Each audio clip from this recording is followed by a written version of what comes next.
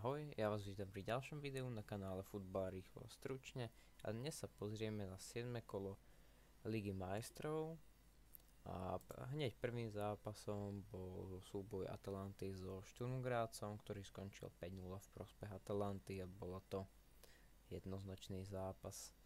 Keď sa pozrieme na očakávané góly jednoznačne na strane Atalanty, Sturm Graz len 5 striel, aj keď dokázali si vypracovať dve veľké šance, ale Atlanta ich mala 10. Zápas jednoznačne na strane Atalanty. To je asi všetko k tomuto zápasu. Druhý súboj bol medzi Monakom a Aston Villou. Prekvapivo vyhralo Monako a ukazuje sa, že tie francúzske kluby sú relatívne kvalitné a v európskych súťažiach sa im veľmi darí, lebo keď sa pozrieme, tak Monako je veľmi vysoko na 10. priečke a Brest a Lille sú takisto 13. 12. miesto a jediný ten Paríž je 22. Ale zápas výborný, Aston Villa mala miernu prevahu v držaní lopty ale Monako dokázalo si vytvoriť viac šancí nemali, ale tie strely boli najbezpečnejšie a stačilo im to, dokázali vyhrať do 8 minúty, viedli, potom sa stiahli do takého bloku, tady sa môžeme pozrieť, tady takmer nič, až ku koncu zápasu znova nejaké protiútoky alebo tlak na súperovú bránku. Zaujímavým zápasom bol súboj Atletica Madrid s Bayerom Leverkusen, ktorý sa vyvinul tak, že v 23. minúte Barrios dostal červenú kartu a Atletico Madrid hralo vlastne 70 minút v oslabení, ale obrana to relatívne dobre zvládla, dostala v prvej minúte nadstaveného času v prvom polčase gól, Piero Hincapie to tam strelil a inak ale Jan Oblak výborný zápas odchytal, takisto obrana Clement Lenglet, aj keď má hodnotenie 6,9, ale tento zápas v jeho podaní takisto bol veľmi dobrý. Jiménez tam to trošku pokulhávalo,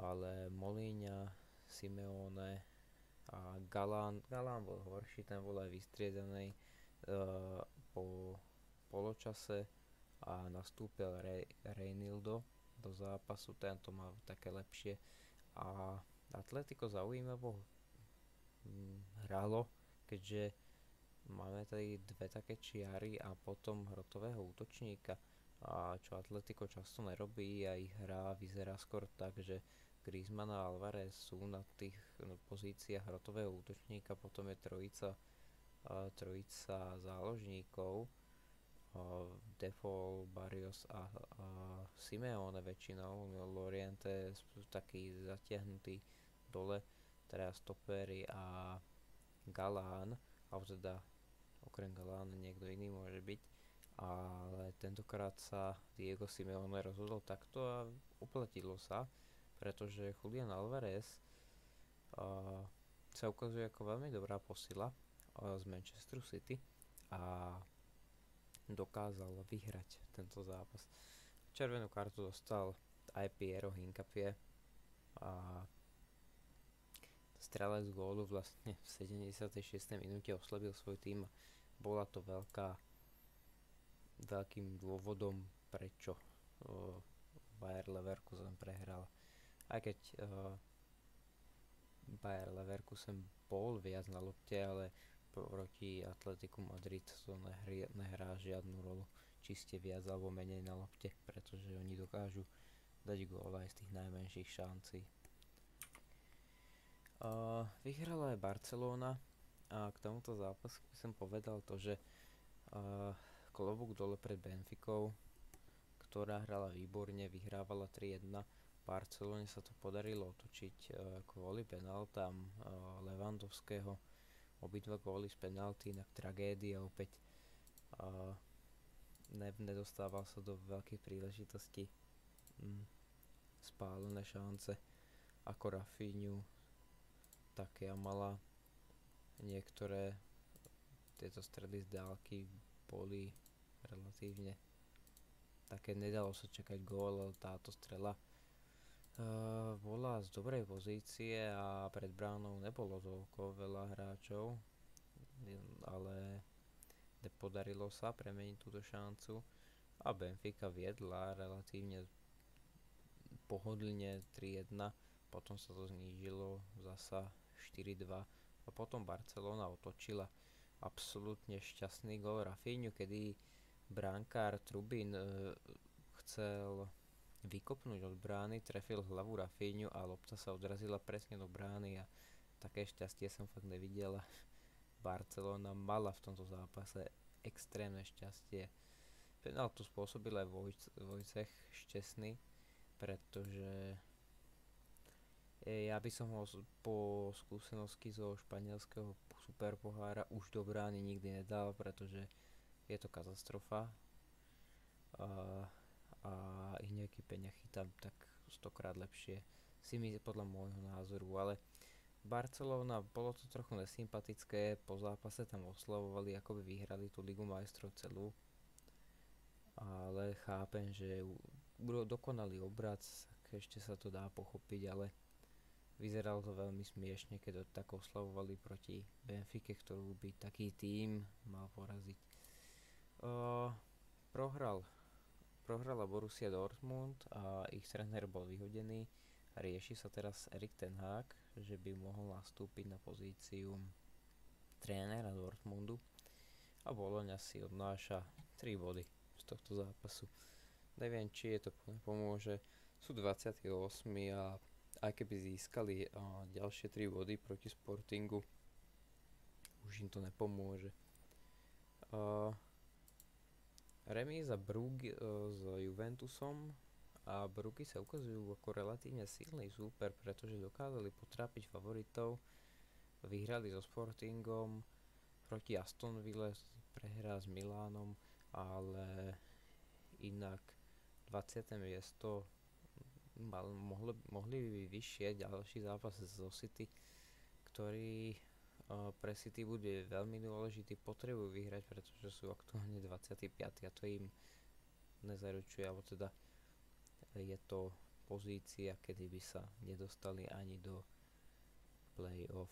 A ďalším zápasom, nezaujímavý zápas medzi PSV a Červenou hviezdou, ktorý skončil 2-3, ďalšia červená karta pre Flaminga a relatívne pohodlne PSV viedlo potom to, ale po tej červenej karte sa to tady obrátilo a tady je to vidno, že boli pod tlakom, padli 102 góly, nakoniec im to stačilo na víťazstvo a myslím, že aj na ten postup 19. miesto ešte tu môžu stratiť, pretože majú len 11 bodov a v prípade výhry by to dorovnalo Manchester City a Dynamo Záhreb, ktoré pravdepodobne nevyhrá, a hlavne tieto 10-bodové týmy budú mať problém, pretože budú potrebovať body. Liverpool už body potrebovať nebude, ten si zaistil svoju pozíciu na prvej priečke, aj keď ešte môže ich Barcelona predbehnúť, neočakávam, ale však, že za Atalantu vyhrajú. Ale k zápasu len toľko, že on nebol cítiť taký rozdiel, že by Liverpool aktuálne bol najlepším klubom sveta, ale len nejaký obyčajný francúzsky klub. Aj keď to tak vyzerá z pohľadu štatistík, určite bol Liverpool lepším, ale nebol tam taký priepasný rozdiel a nebyť červenej karty Mandyho, tak ten zápas by mohol dopadnúť inak, keďže krátko na to Harvey Elliott strelil druhý gól a potom sa už skóre nezmenilo. A to Lille dokázalo gól streliť z malej šance, keďže to není označené ako veľká šanca. A Lille takisto veľmi vysoko v tabulke, 13 bodov, proti ním bude stať v ďalšom kole Feyenoord, super, ktorý sa dá poraziť, a ak by získali 15 bodov, top 8 je na dosah, ale museli by ostatné kluby stratiť minimálne tie, ktoré tam sú, čiže Atalanta, Bayer Leverkusen a tie, ktoré sú taktiež pod. Slovan Bratislava nedokázal získať body ani proti Stuttgartu.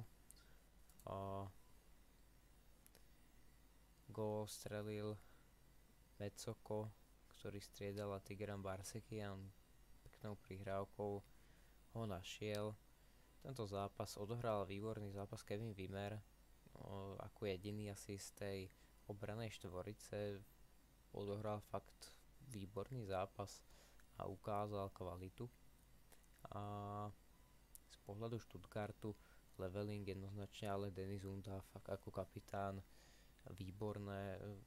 výborné futbalové myslenie, prihrávky a tvorenie akcií, aj keď až tak veľa ich nemá, má len 3, ale vytvoril tých akcií viac. Netrafil jednu takú šancu, trefil teda tyčku, ale toto mohol byť gól a Slovan by prehral 4-1. A inak nastrelí jednoznačne v prospech Stuttgartu, pretože to sa ešte nedá porovnávať Slovan proti iným európskym klubom, keďže hodnota Slovana alebo tých hráčov je okolo 20 miliónov eur a Stuttgart má výrazne niekoľkonásobne viac. A 10 veľkých šancí pre Stuttgart je veľa, ale len jedna pre Slovan. Je to veľký nepomer. Dominik Takáč taktiež, ale výborný zápas. Lipsko prvýkrát v Lige majstrov túto sezónu dokázal vyhrať a porazilo Sporting, ktorý pod vedením iných trénerov, ako je teda Ruben Amorim, tak sa im nedarí. A ten Ruben Amorim im asi bude chýbať, keďže boli zvyknutí na ten systém a keď sa pozrieme, systém sa zmenil. Tak ako sa mení systém v Manchester United na ten Amorimov, tak v Sportingu sa ten systém mení na nejaký iný, taký viac používaný na štvoricu obranu a na normálnych krajných bekov. A tým hráčom to očividne príliš nesadlo, pretože príliš sa to nepodarilo. Viktor Gyökeres z lavičky dokázal skórovať, ale Sportingu to nepomohlo. Šachtar Donetsk dokázal poraziť Brest a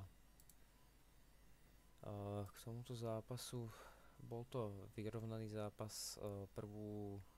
Prvý polčas mal v réžii Šachtar, tú druhú polovicu zápasu Brest, ale na očakávané góly jednoznačne na strane Šachtaru, aj keď ten pomer striel bol relatívne vyrovnaný, ale tie strely Brestu neboli príliš efektívne a boli to veľmi strely z väčšej vzdialenosti. Keď sa pozrieme, tak tieto strely leteli všetky z veľmi veľkej vzdialenosti a je to len taká jedna väčšia šanca, ktorá teda futbalom nebola vyhodnotená, že by bola väčšia, ale toto bola jediná taká väčšia príležitosť, nepodarilo sa a Šachtar dokázal získať body, aj keď ja myslím, že im to je k ničomu, pretože nepostupujú, majú Borussiu Dortmund a tam neočakávam výhru a aj keby vyhrali, nepomohlo by im to, takže len zobrali body Brestu. AC Milano dokázalo 1-0 vyhrať svoj zápas, gól strelil Rafael Leao od 59. minúty a o 60. zápas bol veľmi nudný, ako môžeme vidieť, a nikomu sa príliš nechcelo. Girona sa snažila byť na lopte, útočiť, nepodarilo sa to a Milano vyhralo. Taktiež vyhral Arsenal 3-0 proti Dynamu Záhreb. Tady len k tomuto zápasu to, že Arsenal bol jednoznačne lepší. Celtic dokázal poraziť Young Boys a bol Celtic lepším, bol to vlastný gól, ale z tej situácie pravdepodobne by taktiež ten gól padol. Treba pochváliť brankára Kellera, ktorý vychytal penáltu a len takým pozitívom pre Young Boys, ale inak taktiež veľká katastrofa, keď sa pozrieme do tabulky, tak sú dokonca ešte pod Slovanom, ale tady majú šancu získať aspoň bod a ten Slovan predbehnúť, keďže tam je červená hviezda. Prekvapivo prehral aj Bayern Mníchov a pri tomto zápase by som povedal len toľko, že štatistiky hovoria za všetko. Bayern, nepoviem, že bol lepším, pretože nebol, ale bol častejšie na lopte a držal loptu viac, obchádzali tú bránku, stále tlačili, nedokázali ale vstreliť gól ani z 9 veľkých šancí a 30 striel, to nepadlo. A keď sa pozrieme, tak veľmi kritizovaným bol Harry Kane, ktorého ale to absolútne chyba nie je. Mal tady jednu veľkú šancu, ktorú nepremenil, túto mohol premeniť. Ešte tady bola táto strela, ale tá bola zablokovaná, takže to nebola jeho chyba. A Harry Kane vytvoril dve šance, jedna bola aj veľká, ale túto není tak klasifikované. Dve údajne nepremenil, túto beriem, ale to boli výborné zákroky bránkára, je aj mužom zápasu.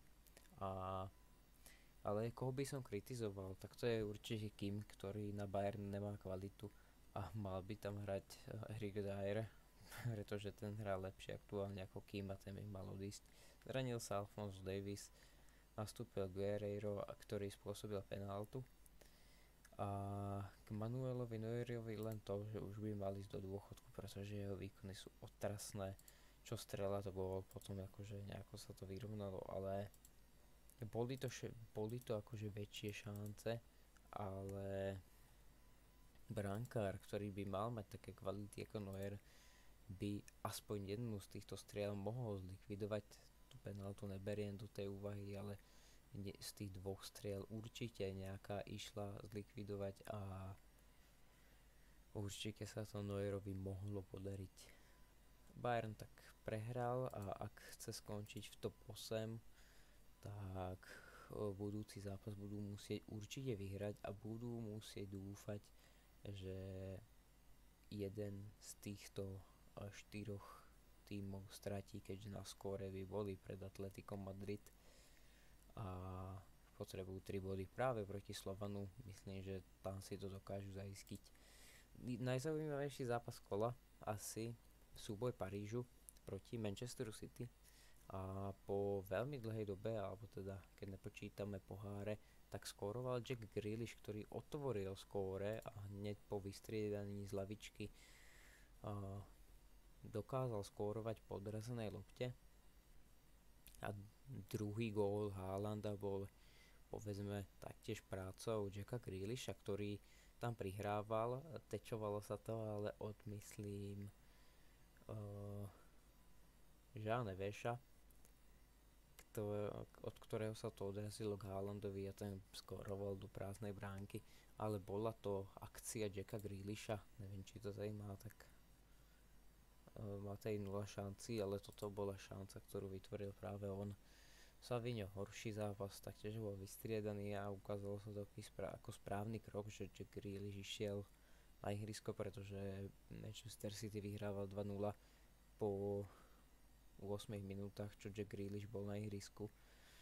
Ale potom prišiel veľký úder a 2 rýchle góly vyrovnávajúce Ousmana Dembeleho a Bradleyho Barcolu, taktiež myslím, že neviem koho to bola strela, ale trefila Edersonovu tyč, alebo teda brvno, lopta sa odrazila a Bradley Barcola to dokázal upratať do siete a potom prišiel gól Neveša a Goncala Ramosa na záver a tí už definitívne pochovali nádej Manchesteru City aspoň na bod a Paríž si tak trochu vydýchol, pretože práve oni boli na 25.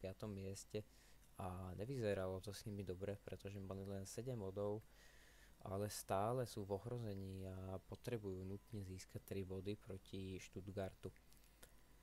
Takže pre Paríž to bude veľmi dôležitý zápas, takisto pre Manchester City. A, a Real Madrid dokázal poraziť Salzburg, to sa si očakávalo. 2 góly Rodrigo, 2 Vinicius, 1 gól Kylian Mbappé.